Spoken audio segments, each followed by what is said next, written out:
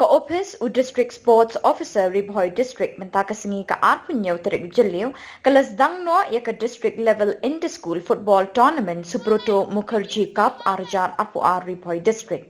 Ya ka tay kalimpong Jingialehkai football ki school ha Ribhoy lapelong ha ki artli ki madan football kata hamadan Jingialehkai dihar bat ha buda. Ha ka Sngi Sdang ya ka tay kalimpong football ki school ha ka Jingialehkai ki kena kentai under 17 kabalalong ha dihar ha pedengga Sdang Higher Secondary School Persya ya ka Borkhat Sari Presbyterian Secondary School ha ka Sdang High Secondary School kala pelim no ya ka Borkhat Sari Presbyterian Secondary School da Prala Nor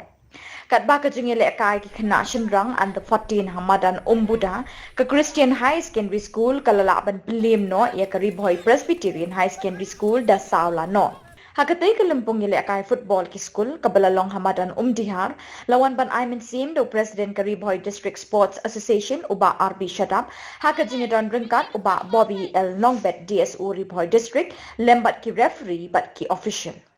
Mata Sngi layo ban Sdang ki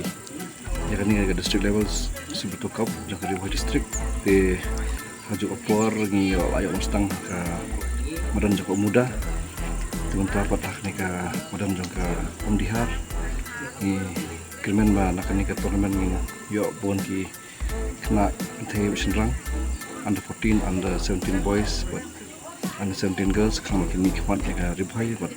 ndi tang Ribhoy district tu haju por bukin yo bon ni khmat padi ka chila